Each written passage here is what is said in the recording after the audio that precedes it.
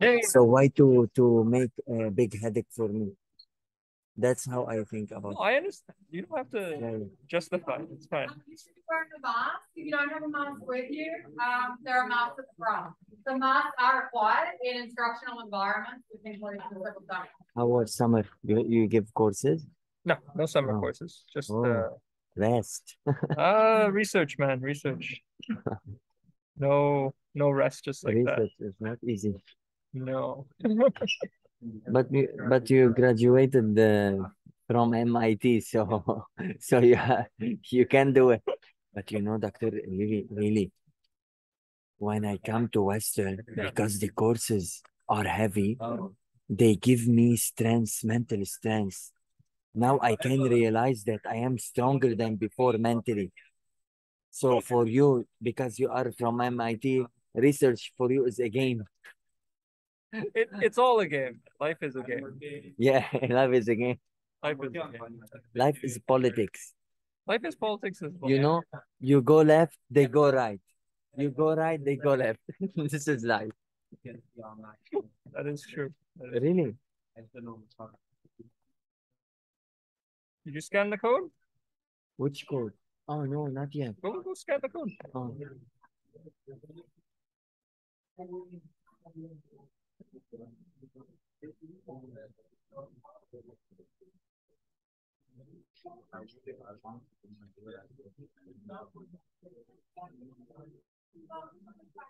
Talk with you really want to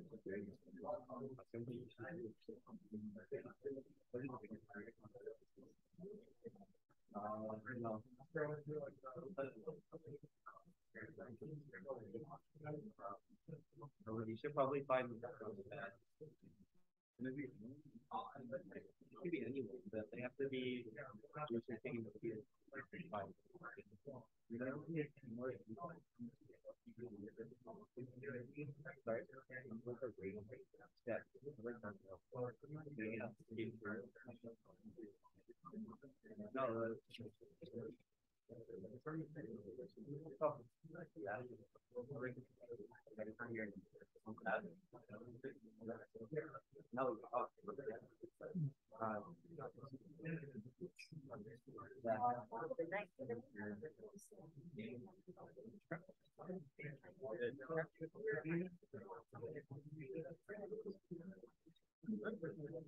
If someone comes on here, you know, nice, have them in attendance. I was just saying,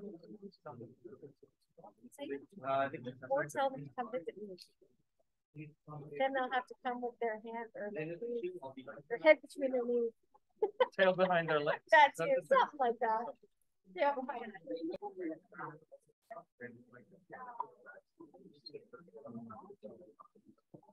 Thank you. Hello. What's up? Thanks There's ways to find it. I went by your office, but there was a door before the door, before the doors. Yeah. You can send me an email beforehand, or you can ring it off. Yeah. So you're looking for. Usually my door is open if I can. Yeah. Yeah. So if you ever need to find it. Great. Thanks a lot.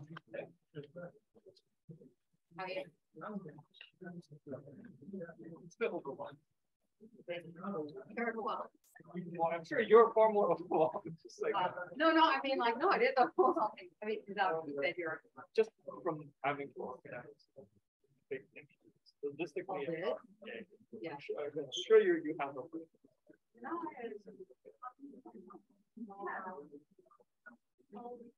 Incremental.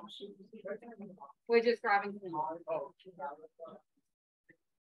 You know, you're gonna do. I'm just gonna.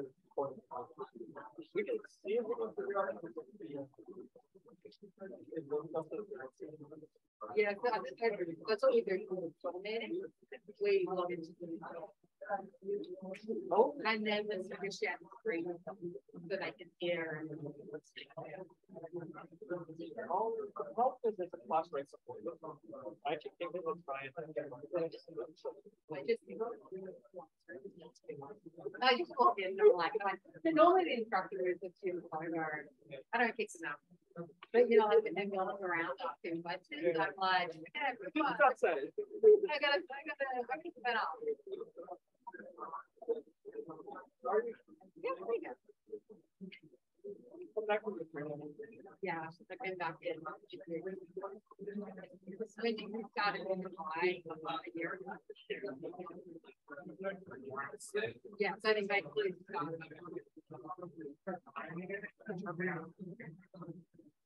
not just given.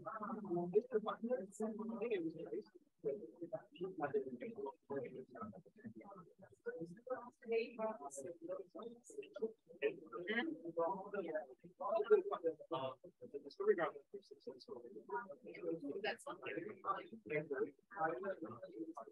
Three students.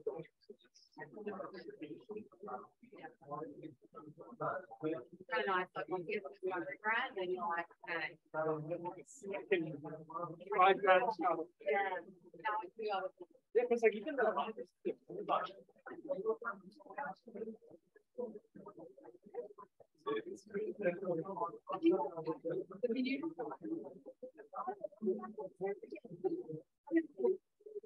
No, that's I trusted, I think. he said he was kind of mad. I thought, I think he thought.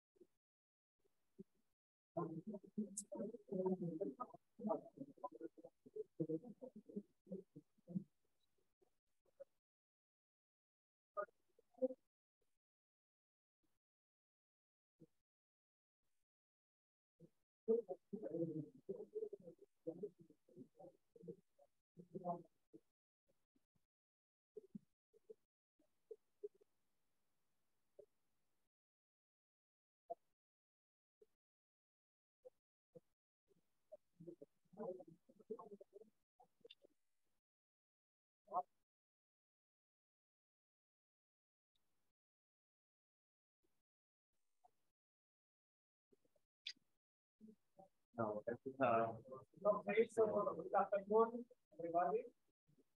Welcome to our first seminar in the civic seminar series. As you know, for new students, this is the seminar, weekly seminar. That, it's one of the milestones that we have to achieve and to attend, and we try to make it in a way that it's quite useful experience for you. So we're going to talk more about the civic seminar arrangement and the purpose of it and the format for it. But I would like to use the occasions to welcome all of you and wish you a very successful and happy academic year. And also use that as an opportunity to tell you a few things about our department and about what's going on. A lot of excitement. First, I want to introduce Dr. Clare Robinson. She is a graduate chair, and she started her duties on this job starting July of this year.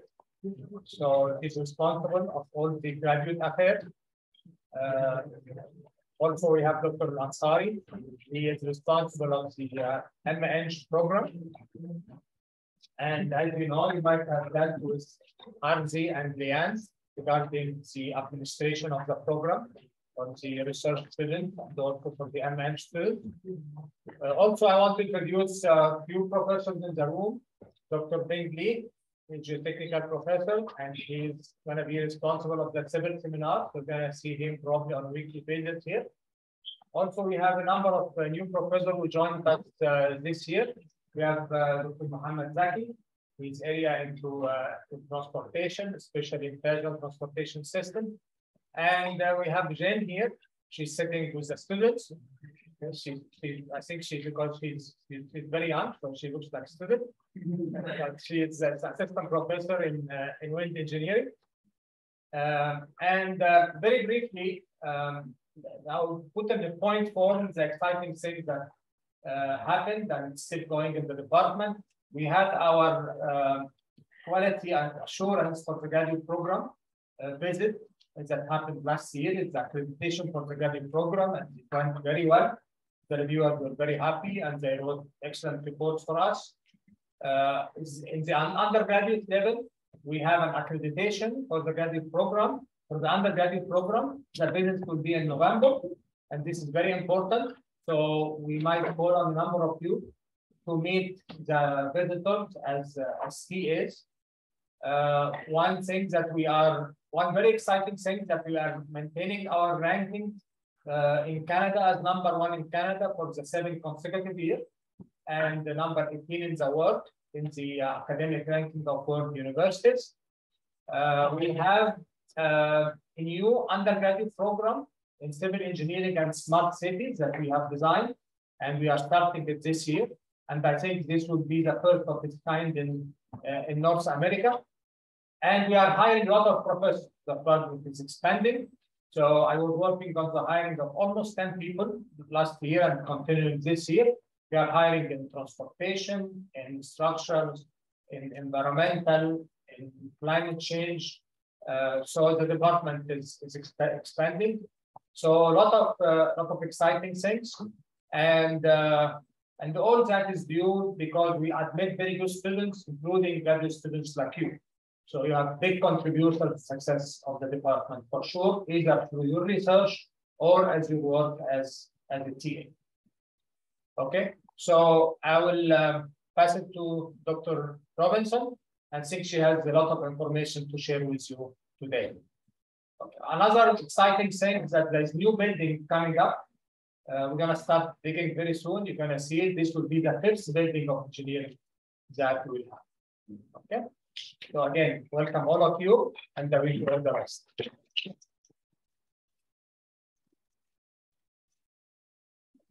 As Dr. Aldermani said, my name is Clare Robinson, and I'm the Associate Chair. But before I get going, I'm just going to introduce Dr. Lee, who's going to talk just generally about the seminar. Hi, everyone. I'm Lee, and as mentioned, I'm going to be putting together the seminar for this term. So really, the goal of the seminar is to introduce all of you guys to various work, really cutting-edge work happening in the world of civil and environmental engineering, both happening in industry, happening in government, as well as from scholars both within and outside of Western. With that said, attendance is required. For each rolling term, you're required to have 70% attendance. This is in person for everyone who's already present. There are specific combinations that will be provided for those who are not able to enter the country. But if you're here now, I'm assuming that you're here, and so you're required to be here in person. Again, 70% for each term. And attendance is going to be done through the QR code. If you were not able to scan the QR code, please see Leanne. She'll get that sorted out for you. Okay. Yeah, so seminars are happening every week on Tuesday, and this time slot 1:30 to 2:30. The last seminar will be the 6th of December. And then one other issue of note is that all PhD and MESC students are required to present at least once during the seminar as part of their program. This will take the format of a 3-minute thesis presentation. For this term, that'll be held the 15th of November. So you're required to have presented before you graduate from your program. And RZ is the one who will be looking for volunteers for the coming term on this issue. Okay, so here is just an overview of the schedule. We're on the first one. I'll actually be presenting next week. Once again, fall reading week, which is the 1st of November, that week will be off. And then the 6th of December will be the last presentation by Professor Hall. So that's it.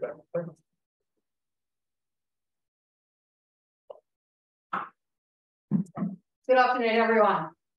So as I said, I'm Clare Robinson. I am a professor in environmental engineering, and I'm the associate chair of graduate. So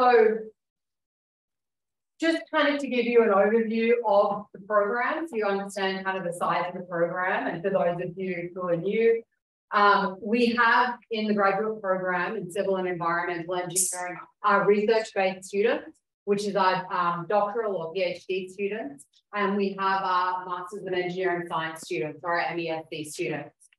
In addition to that, we have our course-based students, which is our Master of Engineering or MN students. You can see that, you know, roughly you're about 50%, maybe a few more research-based students, but there's over 200 of you in total. So the reason I present this is just keep that in mind when you've got an admin question and you're trying to get a quick response from Arzi or Leanne, that they are dealing with a barrage of emails on a daily basis. So just be patient sometimes when you have a specific question that you need addressed. So we have a kind of new graduate program administrative team structure in our department. So this is new for those of you who were around last year or have been around for, you know, a couple of years. We now have the Ashraf, who you just listened to, is our department chair. I am the associate chair of graduate, but predominantly I look after the research programs. So if you're a research student, you will hear from me and you will hear from Arzi and coordinate with Arzi, who is our graduate coordinator for research. So Arzi and I work closely together to kind of coordinate the research graduate programs and to answer any questions that you have. So if you're a PhD or an MESC student, make sure that you are, if you have a question, you're reaching out to this CE Research Grad email address, because that's your kind of first point of contact. If you're an MN student, you've probably already perhaps had interactions with Leanne, who is the grad coordinator who looks after the admin for the MN program. And she works closely with Ayman or Dr. Al-Ansari, who's the associate chair of the graduate research programs. So just make sure you know where you sit there and who kind of your point of contacts are. So who do you go to if you need help?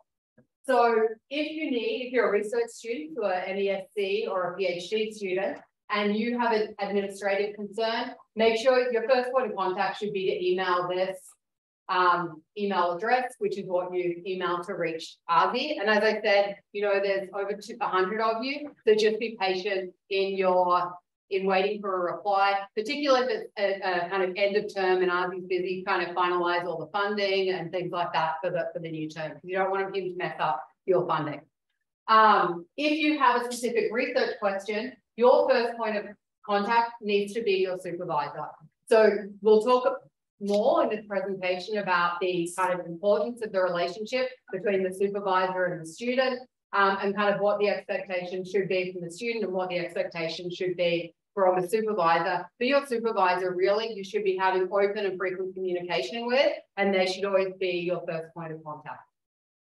If you, however, have a question that can't be solved by your supervisor, or perhaps you might be having problems with your supervisor themselves, then you proceed to me.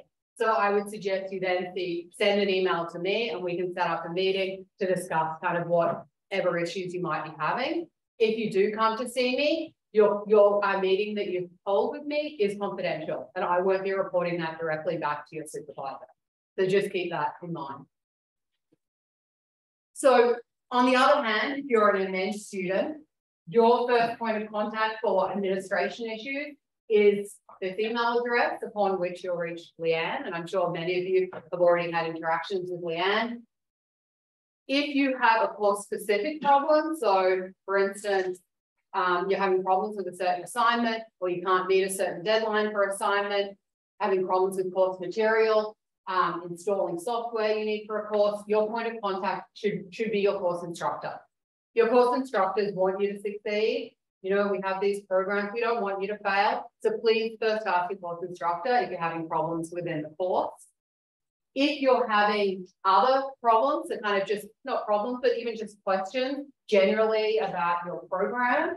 So let's say you're an environmental MN student and you're just not sure how many courses you need to take to graduate or how you're going to fit your technical courses in, then you should be talking to the program advisors, which is Dr. Al-Ansari and Dr. Power. So Dr. Al-Ansari is the program advisor for all MN students who are in structural, geotechnical or wind. And Dr. Power is the program advisor for any MN students that are environmental. So they're the ones who can help guide you through your program and to help you with general questions that you have about your program. They also run an Airman office hour every single Monday. So they're available to answer any questions that you have. So please make sure you make use of that Airman office hour, because that's the best way to get in touch with them. And, you know, also you may be able to learn from other students who have questions as well. So today I just want to talk a little bit about, so kind of that was just more the admin, but today I want to talk a little bit about with you about, you know, some of the different opportunities and programs that are available in engineering and across faculty to help you succeed as graduate students. So you came here, you selected Western and you selected civil engineering, and we're really excited to have you here. And for those of you who are continuing here for multiple years, we're, you know, excited to kind of see you grow and progress through your programs. We want to see you succeed. When we want you to reach the best in your careers. As my grad students tell me, I'm getting old. You guys are the future, and you know we want to see the future of civil and environmental engineering, and we want you to be at the forefront of that field as we move into the future. So, to support your success, there's lots of different programs and supports available in the department, in the Faculty of Engineering, and across campus. And if you aren't sure where to look or what's available, you can always reach out to you know, either Dr. El-Nasari or myself, or the admin coordinators as well, Leanne and Artie. So I'm just going to provide kind of a bit of a general overview here to start with. So one of the kind of most important things is, as graduate students, you can only be successful if you are supporting your mental and your physical health, and particularly your mental health during graduate school is really important. Graduate school, I think most people look back on as one of the most kind of exciting times of their lives, where, you know, you make really close friendships, you build strong relationships, you build strong networks, whether that be networks within the programs, external networks. But graduate school can also be hard, right? Like some of you, you know, let's say international students, you may have just moved here and you're in a completely unfamiliar environment, different culture, different way of learning, different way of socializing, and you don't have all the supports that you have at home. You might be a PhD student, you're in your second or your third year, and it's frustrating, your experiments aren't going right, you're like, how am I ever going to graduate in a year? I am in the pits of the PhD. Right? So graduate school can be really hard on mental health. Of course, it's exciting, it's a great time, but you need to look after your mental health, and you need to be aware of your mental health as well. So, and you need to make your self-care a priority, because if you're not looking after your mental health, you're not going to succeed, and we want you to succeed. Only if you succeed will the department succeed. So so on this link here, there's kind of a wealth of opportunities available at Western to try and look after your physical and your mental health. So whether that's, I think yesterday you all would have received an email from the CE graduate research or professional email about like the mindfulness programs that they run across Western. So, you know, if you're someone, take advantage of these opportunities. So, you know, thinking about maybe you're a PhD or you're a research-based student and you feel like you're just on the treadmill of turning up to work and grinding through things every day, that you're not really making the most of your time management. So take advantage of like these mindfulness, you know, workshops that are on, to think about how can you be more mindful and strategic about how you approach your work so that you're kind of getting the best outcomes. But kind of beyond that, you can just see through this. This is just a link to general services, whether it's kind of, you know, Western crisis and emergency contacts that you might need. So you're at a particular point that you need to go to a crisis center. There are supports available on campus that are directed to students and completely confidential. I don't know how to do that. I think that one will touch that. Or if, you know, there's an incidence of sexual violence, right, which is not okay, there is supports available for you to meet with someone and to talk about it and to address it, all confidential.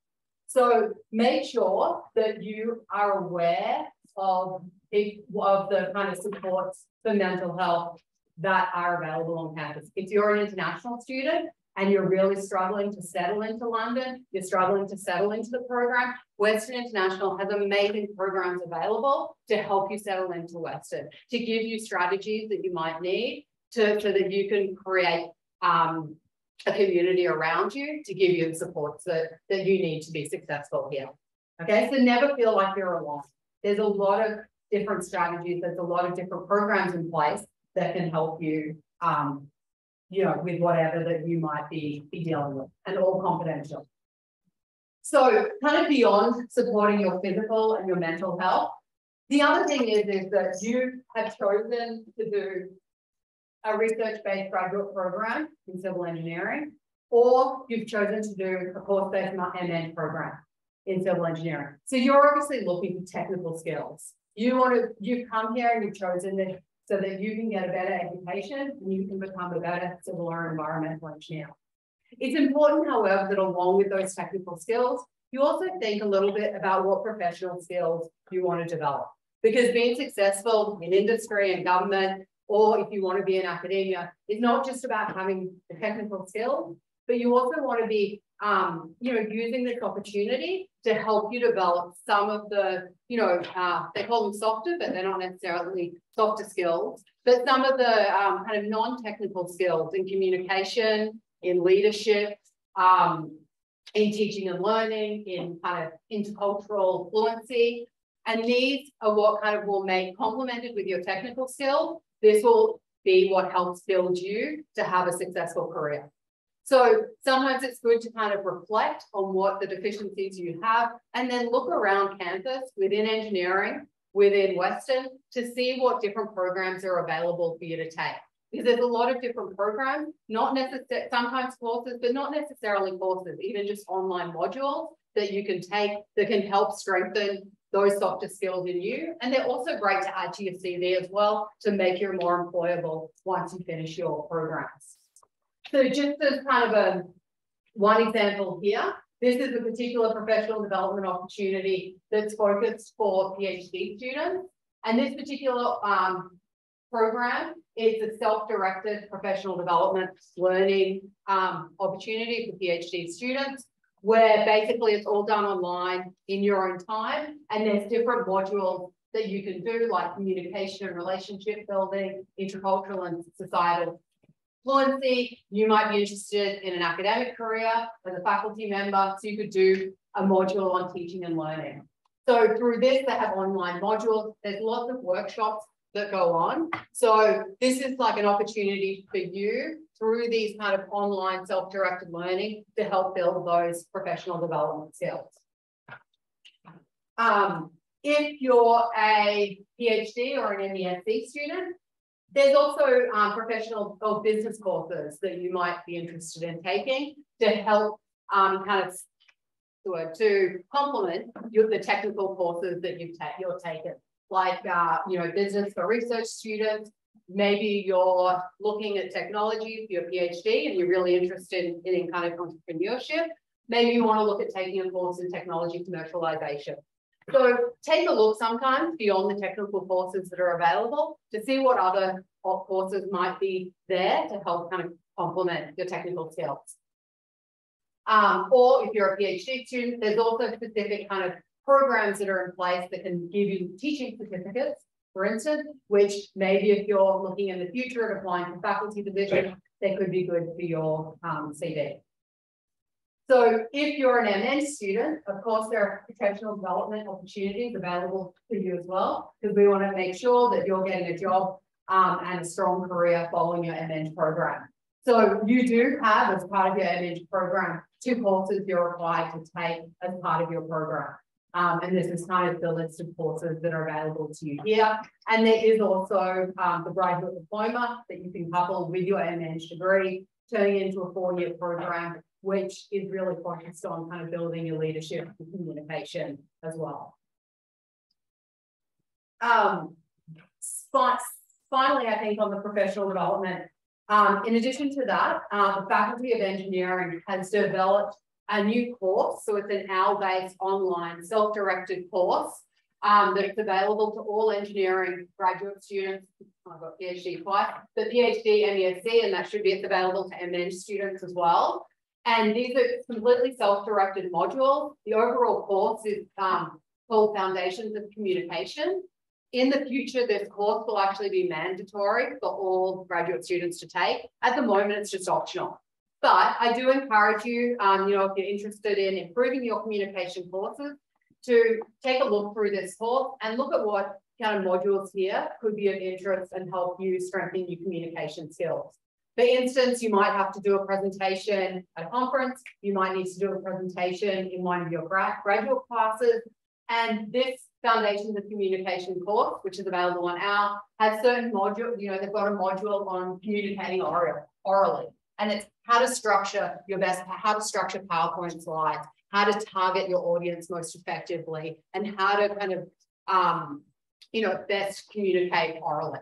And so this is kind of a really good resource for you if you're looking to improve your communication skills, whether it's just for your coursework alone, whether it's for your future, or whether you're a research-based student and want to kind of look at how you can better write papers or how you can better, say, present at conferences or to stakeholders for your research.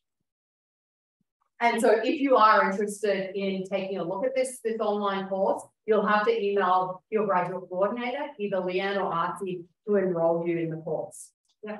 Are they also available to thesis students? Are they also available to thesis students? Thesis students? Yeah. Like undergraduate thesis students? Yeah, they can, I'm sure they can be made available to thesis students if you're interested. Just you'd be best to email Artie, who's the research. So considered professional? Well, it's not a professional course. So if you're an MA student, it's not one of your professional courses. It's not a credit course. Oh.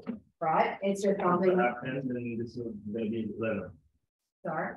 So I have 10, like 10 courses I have to take within the. Yeah. So this is not something where you've got to work your way through the course. This is something where you can be like, I'm interested in giving a better presentation. And you can look here, how do I make my slides effective? Right? Or, wow, I really bombed my presentation in that course. What was I doing wrong? Let me take a look at how I am best to communicate orally and what I did wrong. Yeah. It's kind of self-improvement. Already self-improvement. And then there's just a list of other kind of professional development opportunities I have here as well. And I'll share these slides with you so that you have access to these links and you can take a look for yourselves as well. So whether it's through the Western Teaching and Support Centre, career development, like for instance, if you have to put a CV together, there's people at Western who will help review your CV and make sure it's effective for whoever your target audience is.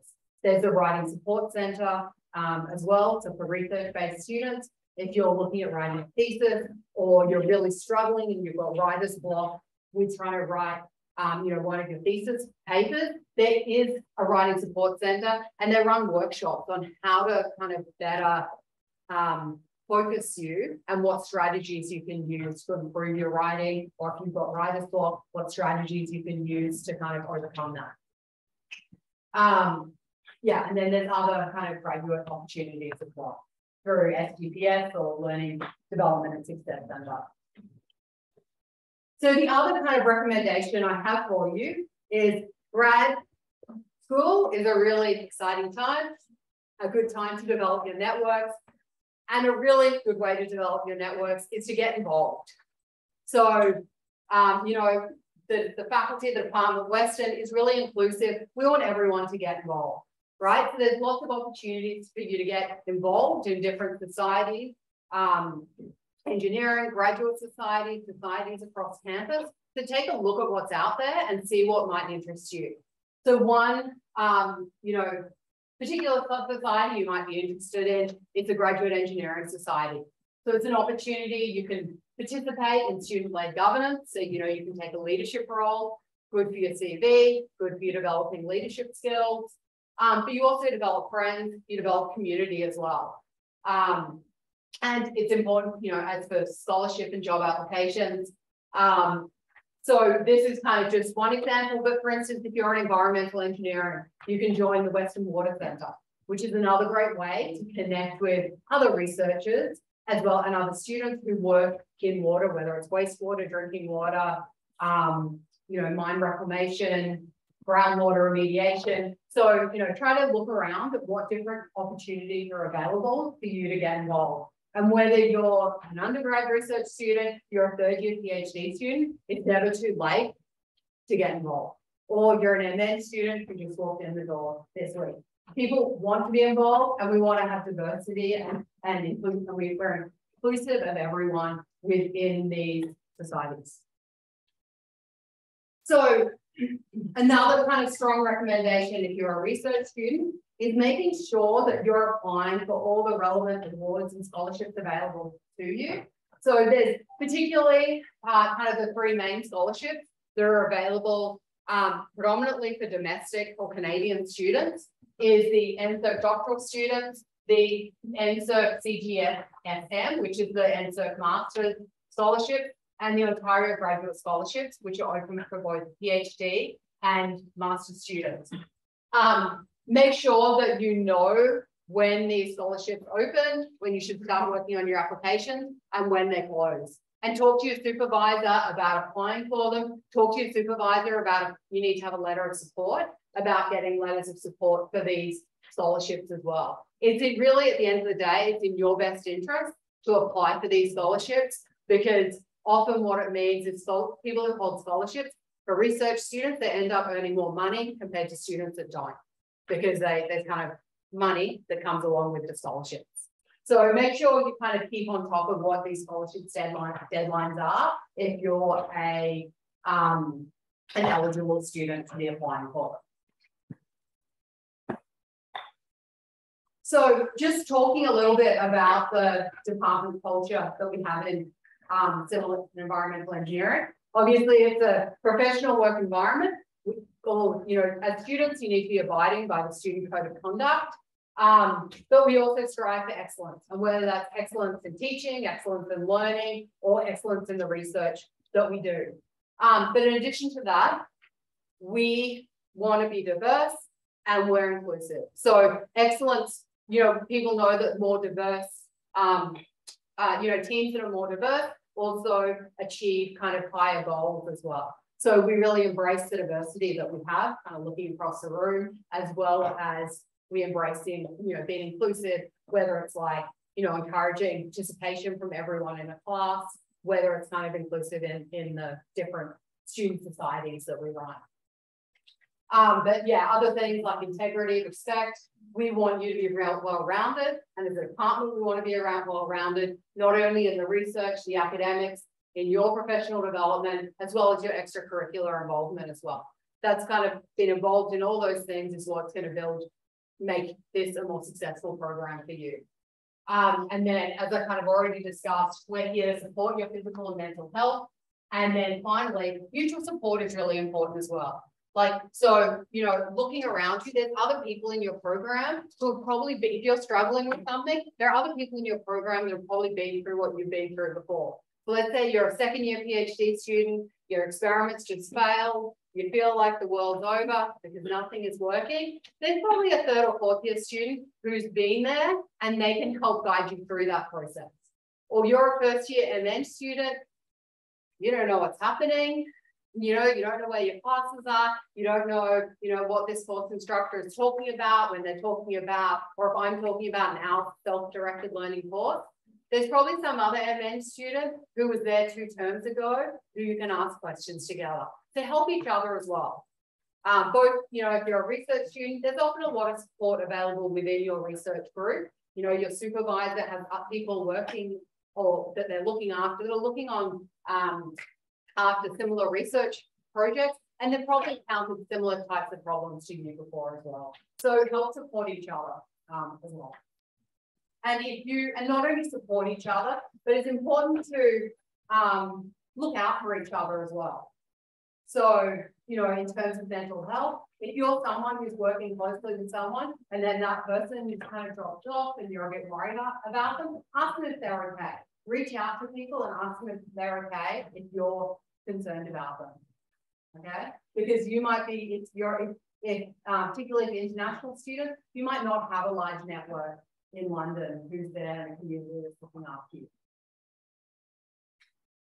So just to talk about, so for PhD and research students, some of the key milestones that you really need to be making sure that you're on top of, and they're always in the back of your mind, is making sure, so for PhD students, you need to make sure that you're submitting your PhD proposal associated with your comprehensive exam by the end of your third term. By the end of your fourth term, you need to have completed your comprehensive exam.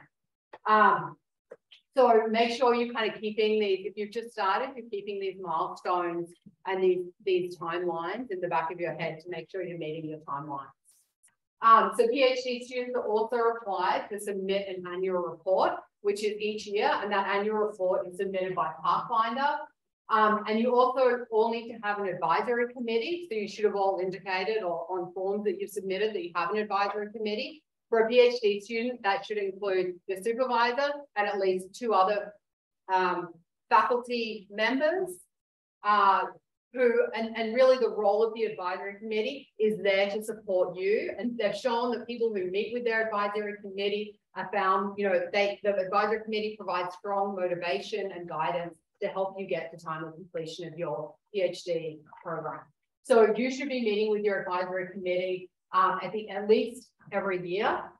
And at a minimum, you meet with them when you have your comprehensive exam, and then you must meet with them at the start of your 3rd year and during your 4th year. And all your tracking milestones is now done through Pathfinder.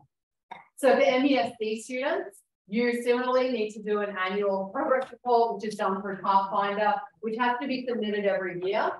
And you have an advisory committee, which needs to be comprised of your supervisor and at least 1 other faculty member. And your advisory, you should be having an advisory committee every year, but at a minimum, if you're running over time, so you're at the end of your 2nd year, you need to be having an advisory committee meeting. And that advisory committee meeting for PhD and master students can be called by anyone. It can be called by the student, it can be called by the supervisor, or it could be called by a faculty member on your advisory committee if they could be concerned about your progress. And then finally, for all graduate students, your key milestones are 1, you've got to attend this civil seminar. So as Dr. Lee said, you've got to attend a minimum of 70% of these civil seminars, which is average per term. As an MESC and a PhD student, you have to present at least once during your programs, and that's in the form of that 3-minute thesis presentation. So it's just a short presentation that you need to get. You need to do your health and safety training and have that all up to date. And there is also an SGPS, School of Graduate and Postdoctoral Studies, academic integrity model, that module that you should have completed as well. So now kind of moving to, I think that every year this kind of overview is provided to graduate students, but this is really important, particularly for research students. So I always say, you might think the most important relationship you have is with your wife or your husband, but when you're in graduate school, your relationship with your supervisor is also really important. So this here, these slides lay out they're the SGPS regulations for what the expectations and requirements are of supervisors. So what you should be expecting of your supervisor. So some of you, may be having challenges with your supervisor, or you're not sure if maybe they only meet with you once a term or twice a term. And this lays out what SGPS requires, or here, these are your expectations, this list here, of your supervisors. So for instance, your supervisors should be committing the time, energy, and focus necessary to enable you to achieve the progress expectations in their program. It's expected that your supervisors recognize that there's a power differential between you and them, and that they demonstrate respect for your rights and goals. So that they understand that obviously you're here to be, that they kind of support your success as well. They need to respect and support the student's academic career goals. They need to respect your personal circumstances. So let's say for instance, you have childcare responsibilities. So let's say 3 days a week, I have to drop my son at school and I can't drop him off at school before 9 a.m. And your supervisor says to you that you have to run that experiment and you have to be there by 7 a.m. Your supervisor should have respect for the responsibilities that you can have in something like childcare, caring for, and family members, and those type of, or it might be religious holidays that you celebrate that they don't celebrate. And your supervisor should respect kind of your personal circumstances. They also need to differentiate between their needs and their students' needs. So, a thing that might be is they have a research project and they've got to meet certain milestones, but for some reason you can't do that because, I don't know, let's say your father's unwell, you've got to go back home. And so you can't meet that requirement, but they have to be able to differentiate between what they need and they have to be able to support your needs as well. Finally, there has to always, when you're looking at a publication, there should be an explicit discussion about the co-authorship on publications as well as the ownership of the intellectual property. So as a research-based student, you're often developing intellectual property, and there should be a discussion about who this intellectual property is owned by. So for instance, if you're looking at, technology for wastewater treatment or something like that. So they're the expectations of supervisors.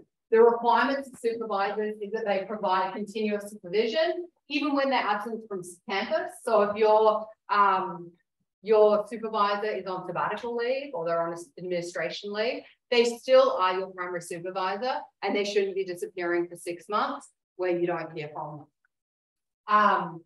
You should ensure that they need to ensure they're having regular meetings between the student as well as the advisory committee. So your supervisory committee, they should be providing timely feedback on documents, scholarship applications. So let's say you provide them a thesis chapter draft, they should be providing kind of a timely feedback on that. So normally a 2-week time frame is reasonable. If you're sending your supervisor something and it's taking them 2 months to edit a chapter, then you might, in some cases that could be deemed as kind of an unreasonable time frame and then getting you timely feedback back. They should provide timely response when they're contacted by you. They should demonstrate professional behavior when they're with you. Respect appropriate times and means for communication for the student. So, there shouldn't be, if you said you don't want it, they shouldn't be calling you on your cell phone. If that's not, a communication tool that you're happy with you, they shouldn't be, demanding to meet with you at 8 o'clock in the evenings. Things like that are not kind of appropriate in terms of, when they should be communicating with you. It's important to note that, as faculty members or even as graduate students, we don't always work the regular 8 to 5 or 8 to 6 or whatever schedule. But, I say to my graduate students, I might send you emails at 10 at night. That doesn't mean that I expect you to respond at 10 at night. That's just when I'm sending an email. So it's important to kind of know that your supervisor can't expect you to be replying at like 10 p.m. at night, 6 a.m. in the morning, at those kind of times that aren't within the regular work period. The supervisor needs to allow you to pursue professional development opportunities. Obviously, if you've made, so that's kind of within constraints. Like if you're making really good progress on your research, you're doing really well in your courses, there's no reason why your supervisor shouldn't allow you to be pursuing different professional development opportunities. Of course, if you've had a lot of discussions with your supervisor about how your research progress isn't going so well, you need to be thinking about, okay, do I actually have the time to be delving into all these opportunities? Because it can be easier as a research student, that it's easier to do all these different opportunities than it is to get into the lab and just get it. You don't want to be using these opportunities to procrastinate what you really need to get done. So talk to your supervisor about, what you want to do, why you want to do it, and then how you're going to kind of also reach your research progress as well. And then you need to provide, the supervisor needs to provide the resources needed for the student work. So they can't tell you to do something in the lab that you don't have the lab equipment for. or they can't tell, they can't get you to buy supplies for the lab out of your own money, or that you've got to go into the field, but they've got to provide you the car. They've got to, or at least the funding, or reimburse your expenses for the car and the gas, right? That's not on you to be providing that if it's field work that you're doing for your research.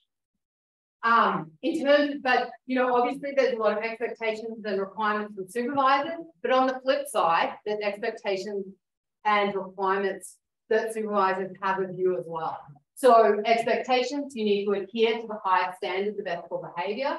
You need to commit time, energy, and focus necessary to achieve the progress expected in your program. Discover your strengths and weaknesses, pursue opportunities to build your further strength for these kind of expectations. You have to kind of demonstrate effective personal communication skills. Give your supervisor and faculty members sufficient time to provide constructive feedback or write reference letters. So if you're applying for an NSERC award, don't send your supervisor an email the night before to say, hey, I need you to provide me a letter of support. Right? We've got a lot of other opportunities for our time and demands on our time. So make sure you kind of respect that they're busy and give them the time that they need to kind of provide you feedback. Provide timely, so in the same way that when you send your supervisor an email and you expect a response, make sure you're giving timely responses to your supervisor as well. You need to respect the work, the environment and the equipment and materials of others. And show tolerance and respect for others when sharing the same environment and equipment. So that might be that you share a grad office. So make sure you're respectful of other people in the grad office. Don't be loud, don't be noisy, don't take your smelly food in there. It might be that you share a lab space.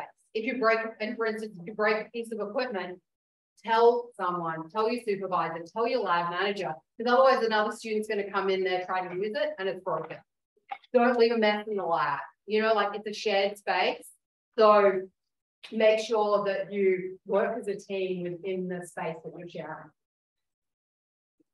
Your question? No, okay. In terms of the requirements, you need to, of your program, you need to make sure you adhere to the program's progression requirements. So something like doing a comprehensive exam is not optional. Completing a Pathfinder report every year is not optional. You have to do this. It's a requirement. Be aware of the requirements, the timeline of your program, adhere to the program and SGPS regulations. Make sure you're communicating regularly with your supervisor and your thesis supervisory committee. Make sure that you're giving serious consideration for constructive feedback that's being given from your supervisor or your supervisory committee. Also, you should know who else to go to for advice and guidance in addition to the supervisor. For instance, you have a supervisory or an advisory committee for a reason, and that's because there are other people that you can go to for advice. Or if you're having problems with your progression in your program, or you're having problems with your supervisor, you can email me. You can come to me and we can start a meeting. You are required to set your own daily schedule within the logistics of your research setting. You need to explore and kind of clearly articulate your academic and your career objectives and goals to your supervisor. And if, for instance, you need accommodation for something, like, so there's a couple of people, let's say this term, who are not able to attend the civil seminar because they're currently doing laboratory experiments in another city. So make sure in advance you email the department chair or the coordinator to make sure that you're getting the accommodations in advance. You can't come at the end of the term and say, well, I didn't attend any of the civil seminars because I had field work during that period. You need to get these accommodations in place in advance. So just in terms of managing the supervisor-student relationship, make sure you're spelling out, you have kind of, the most important thing is making sure you have open and frequent communication. You have regular meetings. Don't assume the supervisor knows what you're thinking, and don't assume that your supervisor knows what you're thinking. And make sure you have clear communication about financial things, the timelines, your research objectives, the amount of work required, and what kind of working hours they expect you to be working. And if you need, for instance, flexibility because you have childcare requirements or something like that. And then I'll just finish at the end of this slide So this is just saying, if you do, as I said, if you do have problems with your supervisor or you're struggling with progress, firstly, talk to your supervisor. Some students in the past have found they can't talk to their supervisor. They're butting heads over issues. So your next step is to talk to your thesis advisory committee, so schedule a meeting. And you, as I said, you're entitled to call a thesis advisory meeting at any time. If things aren't progressing and you're still kind of having challenges at that time, meet with me. One of my main roles is, if you are having challenges, is to meet with the grad chair, any meeting that, and I can talk to you about different options that you have. Any meeting with me is entirely confidential. No action will be taken unless you're okay with it. But I recommend, if you want to meet with me, send an email to make sure I'm available. You know, and my role is to provide advice, support, as well as options. Okay, so I think we're out of time. So thank you very much, everyone, for listening today. And I'm really excited about kind of a great fall and winter term ahead. Okay, thank you.